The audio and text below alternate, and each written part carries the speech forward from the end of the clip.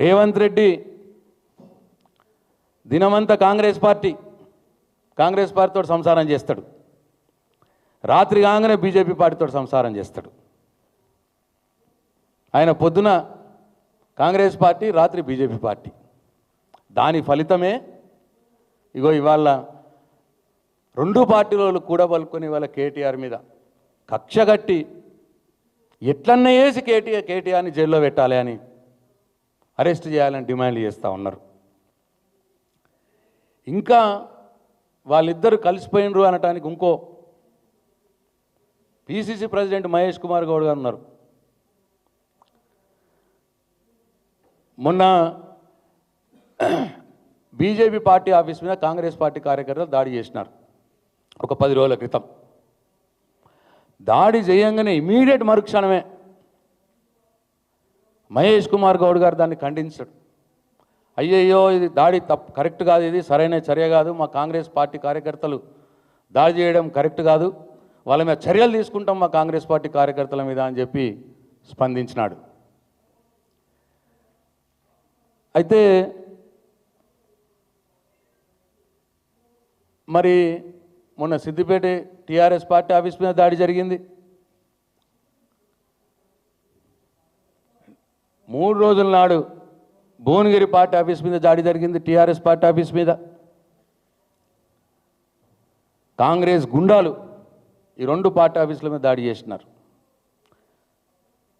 కేసీఆర్ గారి ఫోటో నేలకేసి కొట్టినారు పార్టీ ఆఫీసులోకి చొచ్చుకపోయి.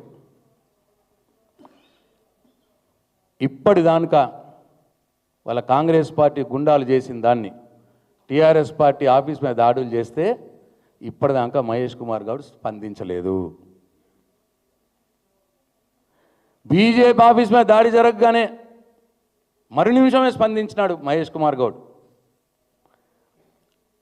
మరి బీఆర్ఎస్ ఆఫీసుల మీద దాడులు జరిగితే నువ్వెందుకు స్పందిస్తలేవు మహేష్ కుమార్ గౌడ్? అంటే దీని అర్థం కాంగ్రెస్ బీజేపీ ఇద్దరు ప్రేమించుకుంటున్నారు అన్న మాటకు ఇది నిదర్శనం అని చెప్పి తెలంగాణ ప్రజలు గమనించాలని చెప్పి నేను కోరుతా ఉన్నా. కాబట్టి ఇట్లా మీరిద్దరూ కలిపి ఎన్ని కుట్రలు చేసినా, ఎన్ని కక్ష సాధింపు చర్యలు చేసినా, ఎన్ని అక్రమ కేసులు పెట్టినా, ఎంతమంది మీద బీఆర్ఎస్ పార్టీ వాళ్ళ మీద కేసులు పెట్టి ఎంతమందిని జైల్లోకి పంపించినా, ముఖ్యంగా కేటీఆర్ గారిని మీరు ఎంత వేధించినా, మీ పిట్ట బెదిరింపులకు ఉడత ఊపులకు భయపడేవాడు ఇవాడెక్కడ లేడు.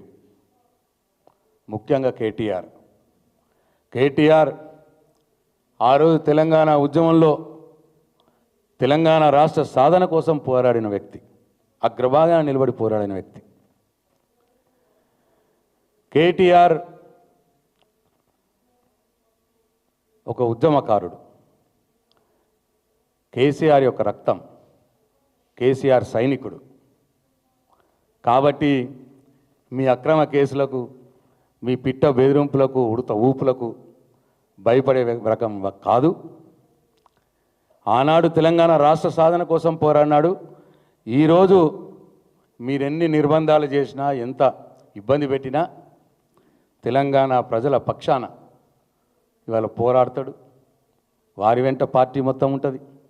ఇవాళ రేవంత్ రెడ్డి తెలంగాణ ప్రజలకు ఇచ్చినటువంటి 420 హామీలు, 6 గ్యారంటీలు అమలయ్యేదానిక, తెలంగాణ ప్రజలకు అవి చేరేదానిక, రేవంత్ రెడ్డి అవి ఇచ్చేదానిక తప్పకుండా ఈ ప్రభుత్వాన్ని, ఈ ముఖ్యమంత్రిని కేటీఆర్ గారు, బీఆర్ఎస్ పార్టీ వెంటాడుతూనే ఉంటుంది, ప్రశ్నిస్తూనే ఉంటుంది, పోరాడుతూనే ఉంటుంది అని చెప్పి నేను మనవి చేసుకుంటూ, నేను వారందరికి కూడా నేను హెచ్చరిస్తూ, నేను పోలీసులకు, అధికారులకు కూడా సూచిస్తూ ఉన్నా,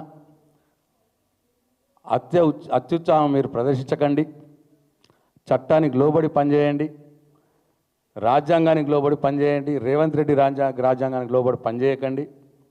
ఒకవేళ అట్లా ఎవరన్నా అధికారులు అట్లా పనిచేస్తే తప్పకుండా వారికి సరైన గుణపాఠం రాబోయే రోజుల్లో భవిష్యత్తులో ఉంటుంది అని చెప్పి నేను మరొకసారి వారిని హెచ్చరిస్తూ టీఆర్ఎస్ పార్టీ యావత్తు తెలంగాణ సమాజం కోసం తెలంగాణ ప్రజల కోసం కేసీఆర్ గారు కేటీఆర్ గారి నాయకత్వంలో ముందుకు పోతుంది అని చెప్పి నేను తెలియజేస్తూ సెలవు తీసుకుంటున్నాను.